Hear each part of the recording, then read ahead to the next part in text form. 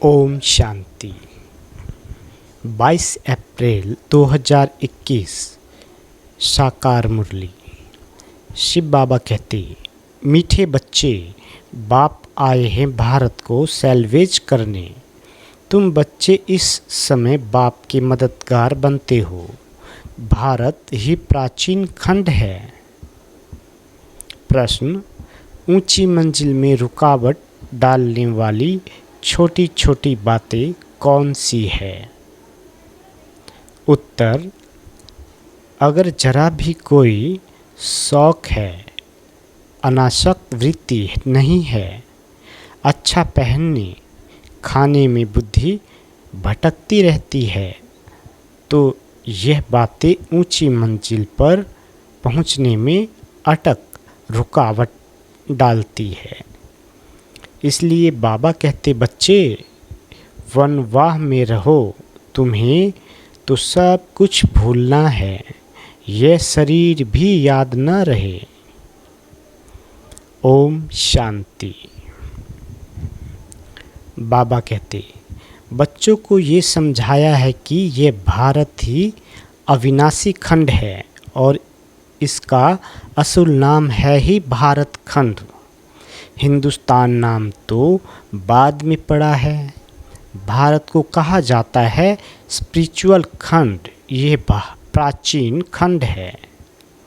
नई दुनिया में जब भारत खंड था तो और कोई खंड थे नहीं, मुख्य है ही इस्लामिक, बौद्ध और क्रिश्चियन। अभी तो बहुत खंड हो गए हैं। भारत अविनाशी खंड है, उसको ही स्वर्ग हेवन कहते हैं। नई दुनिया में नया खंड एक भारत ही है। नई दुनिया रचने वाला है परम पिता परमात्मा, स्वर्ग का रचयिता, हेवनली गॉड फादर। भारतवासी जानते हैं कि ये भारत अविनाशी खंड है। भारत स्वर्ग था। जब कोई मरता है तो कहते हैं स्वर्ग पधारा, समझते हैं स्वर्ग कहाँ ऊपर में है। देलवारा मंदिर में भी वैकुंठ के चित्र छत में दिखाए हैं। यह किसकी बुद्धि में नहीं आता कि भारत ही हेवन था, अब नहीं है, अभी तो हेल है। तो ये भी अज्ञान ठहरा। ज्ञान और अज्ञान दो चीज़ें होती है। ज्ञान को कहा जाता है दिन, अज्ञान को रात। घोर सोझरा और घोर अंधियारा कहा जाता है। बाबा कहते, सोझरा माना राइज, अंधियारा माना फॉल। मनुष्य सूर्य का फॉल देखने के लिए सनसेट पर जाते हैं। अब वो तो है हद की बात। इसके लिए कहा जाता है ब्रह्मा का दिन, ब्रह्मा की रात। अब ब्रह्मा तो है प्रजापिता, प्रजापिता तो जरूर प्रजा का पिता हुआ। ज्ञान अंजन सद्गुरु दिया, अज्ञान अंधेरे विनाश। ये बातें दुनिया में कोई भी नहीं समझते हैं। यह है नई दुनिया के लिए नई नॉलेज। बाबा कहते, हेवन के लिए हेवनली गॉड फादर की नॉलेज चाहिए। गाते भी हैं, फादर इज नॉलेजफुल, तो टीचर हो गया। फादर को कहा ही जाता है पतित पावन, और कोई को पतित पावन कह नहीं सकते। श्री कृष्ण को भी नहीं कह सकते। फादर तो सबका एक ही है। श्री कृष्ण तो सबका फादर है नहीं, वह तो जब बड़ा हो शादी करे तब एक दो बच्चे का बाप बनेगा। राधे कृष्ण को प्रिंस प्रिंसेस कहा जाता है। कभी स्वयंवर भी हुआ होगा। शादी के बाद ही माँ बाप बन सकते हैं। बाबा कहते हैं, उनको कभी कोई वर्ल्ड गॉड फादर कह नहीं सकते। वर्ल्ड गॉड फादर सिर्फ एक ही निराकार बाप को कहा जाता है। Great great grand father Shiv Baba को नहीं कह सकते। ग्रेट ग्रेट ग्रैंड फादर है प्रजापिता ब्रह्मा, उनसे बिरादरी निकलती है। वह इनकॉर्पोरियल गॉडफादर निराकार आत्माओं का बाप है। निराकारी आत्माएं जब यहाँ शरीर में है तब भक्ति मार्ग में पुकारती है। ये सब तुम नई बातें सुनते हो, यथार्थ रीति कोई भी शास्त्र में नहीं है। बाबा कहते हैं मैं सम्मुख बैठ तुम बच्चों को समझाता हूँ, फिर यह ज्ञान सारा गुम हो जाता है। फिर जब बाप आए तब आकर यथार्थ ज्ञान सुनाए। बच्चों को ही सम्मुख समझाकर वर्षा देते हैं, फिर बाद में शास्त्र बनते हैं। यथार्थ तो बन न सके, क्योंकि सच की दुनिया ही खत्म हो झूठ खंड हो जाता है, तो झूठी चीज ही होगी, क्योंकि उतरती कला ही होती है। सच से तो चढ़ती कला होती है। बाबा कहते भक्ति है रात अंधियारे में ठोकरें खानी पड़ती है। माथा टेकते रहते हैं, ऐसा घोर अंधियारा है मनुष्य को तो कुछ भी पता नहीं रहता है, दर दर धक्के खाते रहते हैं। इस सूर्य का भी राइज और फॉल होता है, जो बच्चे जाकर देखते हैं। अब तो तुम बच्चों को ज्ञान सूर्य का उदय होना देखना है। बाबा कहते राइज ऑफ भारत और डाउनफॉल ऑफ भारत। भारत ऐसे डूबता है जैसे सूर्य डूबता है। सत्यनारायण की कथा में ये दिखाते हैं कि भारत का बेड़ा नीचे चला जाता है, फिर बाप आकर उनको सैल्वेज करते हैं। तुम इस भारत को फिर से सैल्वेज करते हो, ये तुम बच्चे ही जानते हो। तुम निमंत्रण भी देते हो, नव निर्माण प्रदर्शनी भी नाम ठीक है। नई दुनिया कैसे स्थापन होती है उसकी प्रदर्शनी चित्रों द्वारा समझानी दी जाती है, तो वही नाम चला आए तो अच्छा है। बाबा कहते नई दुनिया कैसे स्थापन होती है, वह राइज कैसे होती है, यह तुम दिखाते हो। जरूर पुरानी दुनिया फॉल होती है, तब दिखाते हैं कि राइज कैसे होता है। यह भी एक स्टोरी है। राज लेना और गंवाना। 5000 वर्ष पहले क्या था? कहेंगे सूर्यवंशियों का राज था, फिर चंद्रवंशीय राज स्थापन हुआ। वह तो एक दो से राज लेते हैं, दिखाते हैं फलाने से राज लिया, वह कोई सीढ़ी नहीं समझते। यह तो बाप समझाते हैं कि तुम गोल्डन एज से सिल्वर एज में गए, सीढ़ी उतरते आए। ये 84 जन्मों की सीढ़ी है।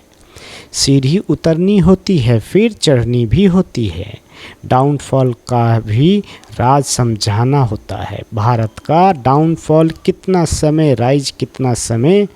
बाबा कहते फॉल एंड राइज ऑफ भारतवासी विचार सागर मंथन करना होता है।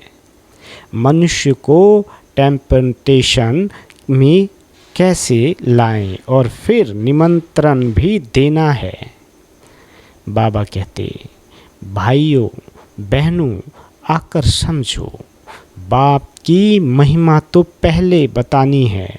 शिव बाबा की महिमा का एक बोर्ड होना चाहिए। पतित पावन ज्ञान का सागर, पवित्रता सुख शांति का सागर, संपत्ति का सागर, सर्व का सद्गति दाता, जगत पिता, जगत शिक्षक, जगत गुरु शिव बाबा से आकर अपना सूर्यवंशी चंद्रवंशी वर्षा लो, तो मनुष्य को बाप का पता पड़े। बाप की और श्री कृष्ण की महिमा अलग अलग है। यह तुम बच्चों की बुद्धि में बैठा हुआ है।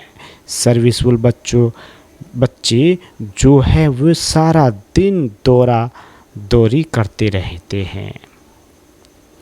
अपनी लौकिक सर्विस होते भी छुट्टी ले सर्विस में लग जाते हैं।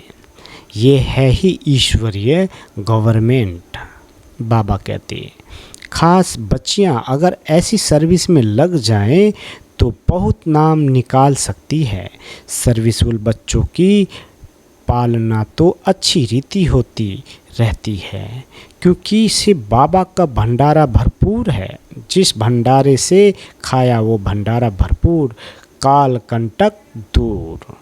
तुम हो शिववंशी, वह रचता है ये रचना है। बाबा कहते बबुल नाम बहुत मीठा है, शिव साजन भी तो है ना। शिव बाबा की महिमा ही अलग है। निराकार अक्षर लिखने से समझते हैं कि उनका कोई आकार नहीं है। बिलीवेड मोस्ट शिव बाबा है, पर परम प्रिय तो लिखना ही है। इस समय लड़ाई का मैदान उनका भी है तो तुम्हारा भी है। बाबा कहते शिव शक्तियाँ नॉन वायलेंस गाई जाती है, परंतु चित्रों में देवियों को भी हथियार दे हिंसा दिखा दी है। वास्तव में तुम योग अथवा याद के बल से विश्व की बादशाही लेते हो। हथियारों आदि की बात ही नहीं है। गंगा का प्रभाव बहुत है, बहुतों को साक्षात्कार भी होगा। भक्ति मार्ग में समझते हैं कि गंगा जल मिले तब उद्धार हो, इसलिए गुप्त गंगा कहते हैं रहते हैं। बाबा कहते हैं बाण मारा और गंगा निकली। गौमुख से भी गंगा दिखाते हैं। तुम पूछेंगे तो कहेंगे कि गुप्त गंगा निकल रही है। त्रिवेणी पर भी सरस्वती को गुप्त दिखाया है। मनुष्यों ने तो बहुत बातें बना दी है, यहाँ तो एक ही बात है, सिर्फ अल्फ बस। अल्लाह आकर बहिष्ठ स्थापन करते हैं, खुदा हेवन स्थापन करते हैं, ईश्वर स्वर्ग स्थापन करते हैं। वास्तव में ईश्वर तो एक है। यह तो अपनी अपनी भाषा में भिन्न भिन्न नाम रख दिए हैं। बाबा कहते परंतु यह समझते हैं कि अल्लाह से जरूर स्वर्ग की बादशाही मिलेगी।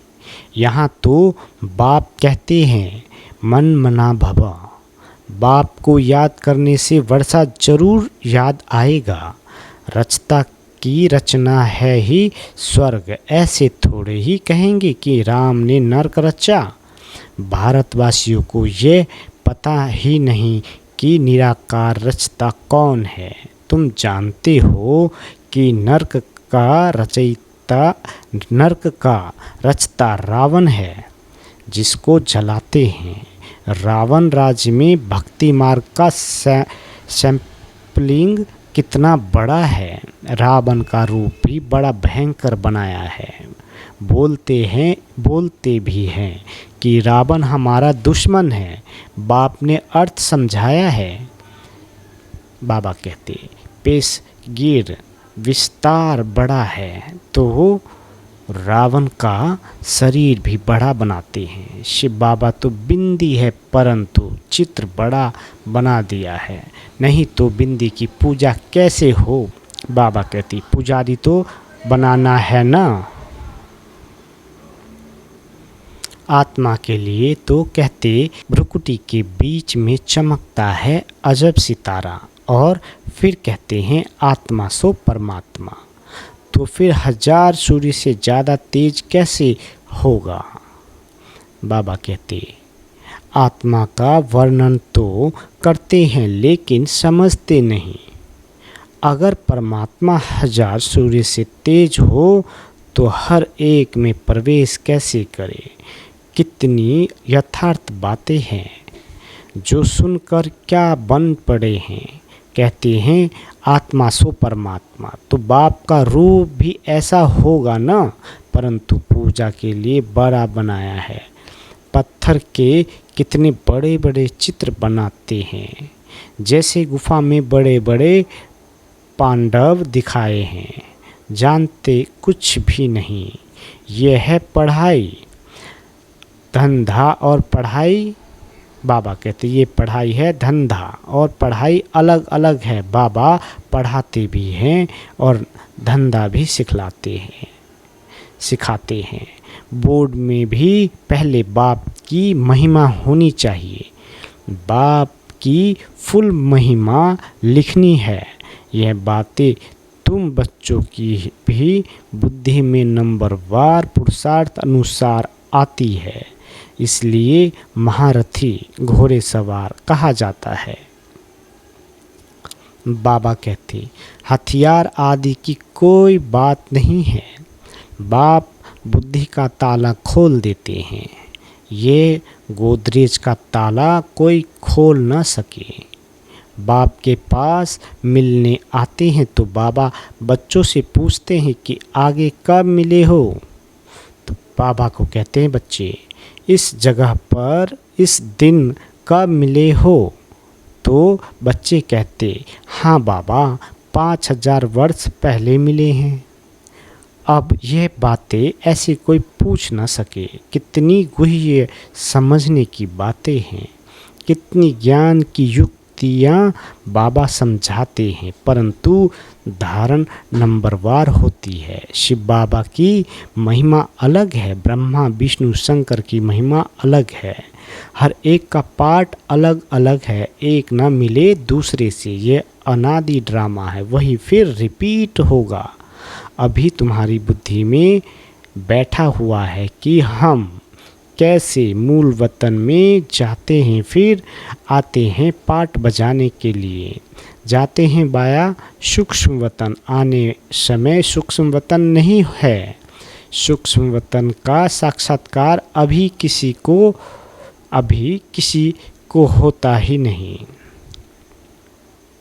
बाबा कहते सूक्ष्म वतन का साक्षात्कार करने के लिए कोई तपस्या नहीं करते हैं, क्योंकि उनको कोई जानते नहीं है। सूक्ष्म वतन का कोई भगत थोड़े ही होगा। सूक्ष्म वतन अभी रचते हैं, वाया सूक्ष्म वतन जाए फिर नई दुनिया में आएंगे। इस समय तुम वहाँ आते जाते रहते हो। तुम्हारी सगाई हुई है, ये पियर घर है। विष्णु को पिया नहीं कहेंगे, वह है ससुर घर। जब कन्या ससुर घर जाती है तो पुराने कपड़े सब छोड़ जाती है। तुम पुरानी दुनिया को ही छोड़ देते हो। तुम्हारे और उनके वनवाह में कितना फर्क है। तुमको भी बहुत अनासक्त रहना चाहिए। देह अभिमान तोड़ना है। ऊंची साड़ी पहनेगी तो झट देह अभिमान आ जाएगा, मैं आत्मा हूँ ये भूल जाएगा। इस समय तुम हो ही वनवाह में। वनवाह और वानप्रस्थ एक ही बात है। शरीर ही छोड़ना है तो साड़ी नहीं छोड़ेगी। बाबा कहते हल्की साड़ी मिलती है तो दिल ही छोटी हो जाती है। इसमें तो खुशी होनी चाहिए। अच्छा हुआ जो हल्का वस्त्र मिला। अच्छी चीज़ को तो संभालना पड़ता है। ये पहनने खाने की छोटी छोटी बातें भी ऊंची मंजिल पर पहुंचने में अटक डालती है। मंजिल बहुत बड़ी है। कथा में भी सुनाते हैं ना कि पति को कहा ये लाठी भी छोड़ दो। बाप कहते हैं ये पुराना कपड़ा पुरानी दुनिया सब खलास होनी है, इसलिए इस सारी दुनिया से बुद्धि योग तोड़ना है। इसको बेहद का सन्यास कहा जाता है। सन्यासियों ने तो हद का सन्यास किया है, अब तो फिर वे अंदर आ गए हैं। आगे तो उन्होंने बहुत ताकत थी। उतरने वालों की महिमा क्या हो सकती है। नई आत्माएं भी पिछाड़ी तक आती रहती है पाठ बजाने, उसमें क्या ताकत होगी। तुम तो पूरे 84 जन्म लेते हो। ये सब समझने के लिए कितनी अच्छी बुद्धि चाहिए। सर्विसफुल बच्चे सर्विस में उछलते रहेंगे।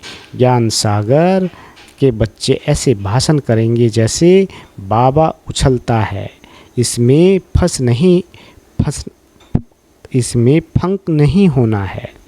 अच्छा, मीठे मीठे स्किल दे बच्चों प्रति माता पिता बाप दादा का याद प्यार और गुड मॉर्निंग। रूहानी बाप की रूहानी बच्चों को नमस्ते। हम रूहानी बच्चों की रूहानी माता पिता बाप दादा को याद प्यार गुड मॉर्निंग और नमस्ते मीठे बाबा नमस्ते। धारणा के लिए मुख्य सार। पहला, बुद्धि से बेहद का संन्यास करना है। वापस घर जाने का समय है, इसलिए पुरानी दुनिया और पुराने शरीर से अनासक्त रहना है। दूसरा, ड्रामा की हर सीन को देखते हुए सदा हर्षित रहना है। बाबा वरदान देते, अपने हाईएस्ट पोजीशन में स्थित रहकर हर संकल्प बोल और कर्म करने वाले संपूर्ण निर्विकारी भव। विस्तार। संपूर्ण निर्विकारी अर्थात किसी भी परसेंटेज में कोई भी विकार तरफ आकर्षण न आए। संपूर्ण निर्विकारी अर्थात किसी भी परसेंटेज में कोई भी विकार तरफ आकर्षण न जाए, कभी उनके वशीभूत न हो। हाईएस्ट पोजीशन वाली आत्माएं कोई साधारण संकल्प भी नहीं कर सकती। तो जब कोई भी संकल्प व कर्म करते हो तो चेक करो कि जैसा ऊंचा नाम वैसा ऊंचा काम है। अगर नाम ऊंचा काम नीचा तो नाम बदनाम करते हो। इसलिए लक्ष्य प्रमाण लक्षण धारण करो, तब कहेंगे संपूर्ण निर्विकारी अर्थात होलीएस्ट आत्मा। स्लोगन। कर्म करते करण करावन हार बाप की स्मृति रहे तो स्वपुरुषार्थ और योग का बैलेंस ठीक रहेगा। अच्छा, ओम शांति।